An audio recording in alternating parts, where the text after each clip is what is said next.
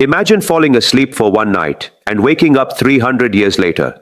Everyone you knew is gone. The language on the streets has changed. The coins in your pocket are museum pieces. The king you feared is now a footnote in history books. This is not science fiction. This is a true story buried inside one of the most quoted chapters of the Quran, a story so old that people still argue about where the cave actually is, yet so relevant that it explains exactly what is happening to young people today who feel crushed between their faith and the world around them. This is the story of the sleepers of the cave, Ashab Al-Kahf. And by the end of this, you will understand why this story was placed at the very center of a chapter that Muslims are encouraged to read every single week. Let's go back. Centuries ago, in a city ruled by a tyrant king, worshipping idols was not just tradition, it was law. You did not have the luxury of quietly disagreeing. If you refused to bow to statues, if you refused to burn incense to a stone god, you were marked, not criticized, not debated with, marked for death. In this city, there were a handful of young men, not one, not two, a small group, some accounts say 5, some say 7, the exact number left deliberately vague, which we will come back to later because that detail matters more than you think. These young men were not clergy. They were not elders. They were young, the kind of people society usually expects to conform, to stay quiet, to survive by blending in.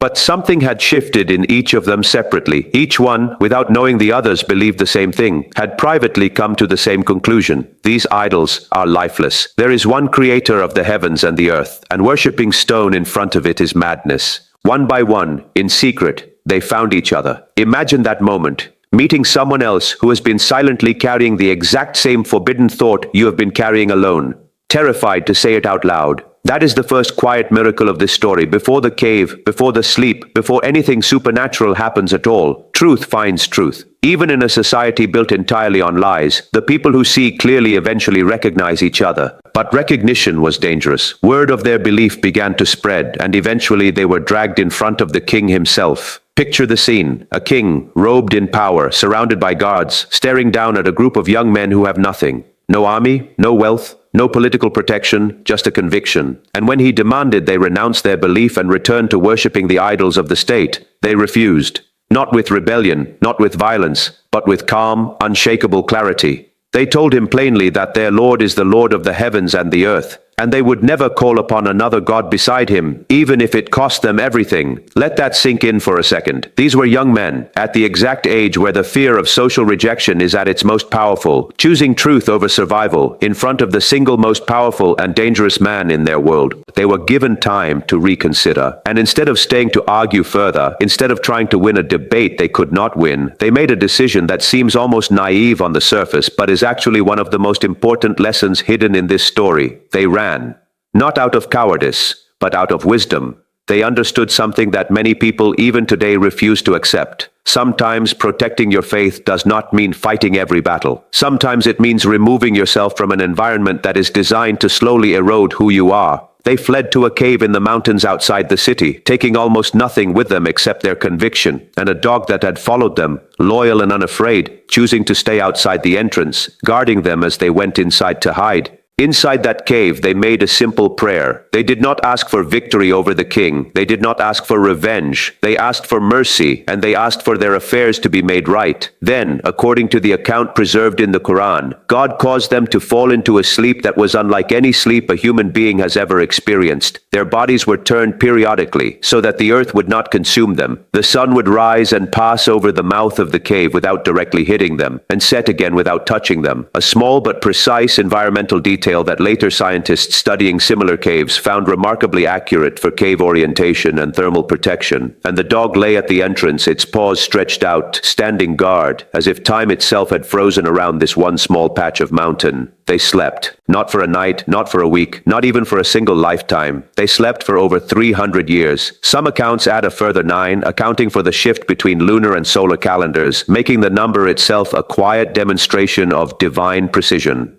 Now think about what that actually means. 300 years, kingdoms rose and collapsed. Languages shifted so much that the words they once spoke fluently would sound foreign to the people around them. The tyrant king who had threatened their lives died, was buried, and was forgotten. Generations were born, grew old, and died, entirely unaware that a handful of the truest believers of their era were resting peacefully in a mountain a short walk from their homes. And then, one day, they woke up.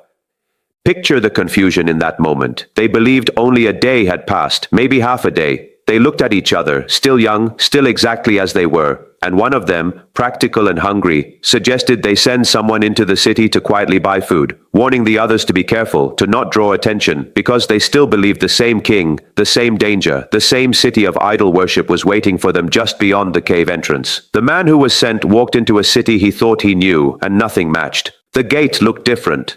The clothing on the people looked strange. Even the accent of the language felt slightly off, close enough to understand, but foreign enough to notice. He approached a merchant to buy food and handed over an old coin, currency from a kingdom that had not existed for centuries. The merchant stared at it. Word spread. Who is this young man carrying coins from an ancient long-dead era? Is he a thief who discovered buried treasure? Is he lying about where this coin came from? He was brought before the local ruler, and only then, through careful questioning, did the truth begin to surface. The ruler of this new era was not a tyrant who punished belief in one God. He was a believer himself, someone who had likely grown up hearing the legend of the young men who vanished centuries earlier after standing up to a cruel king. A story so old it had become almost folklore, something people debated, some believing it happened, others dismissing it as myth.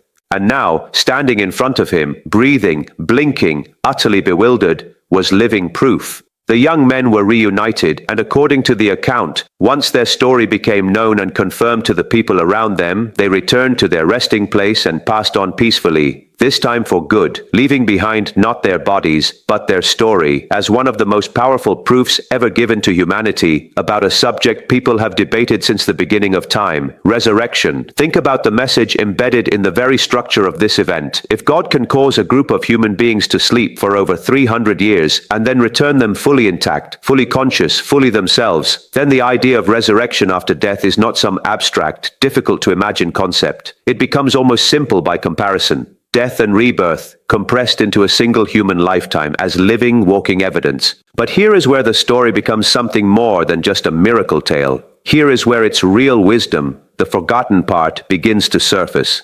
Notice something about how this story ends. The exact number of the sleepers is left ambiguous. Some people claimed 3 plus their dog, others claimed 5 plus their dog, others insisted 7 plus their dog. And the response given is almost dismissive of the entire argument, stating plainly that none but a few truly know the answer, and that people should not argue about it except with knowledge based on what has been clearly revealed, and should not even bother consulting anyone about it beyond that. Why would a story built around a miracle deliberately leave out a detail people would obviously want to know? Because the story is not about the number. It was never about the number. And this is one of the most overlooked spiritual lessons hidden in this entire narrative.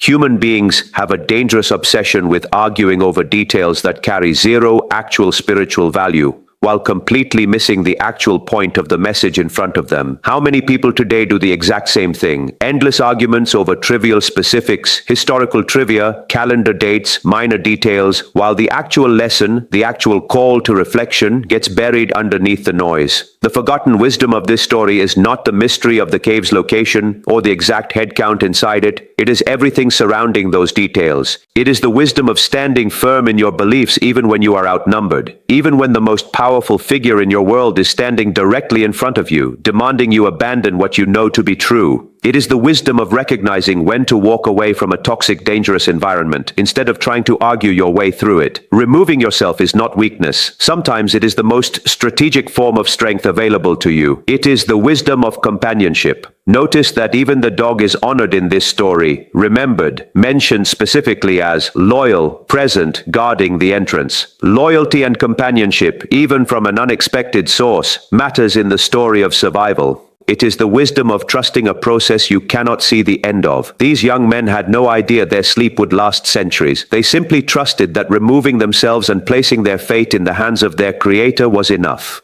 They were not shown the future. They simply obeyed what they knew was right in the present moment. and let the rest unfold without needing to control every outcome.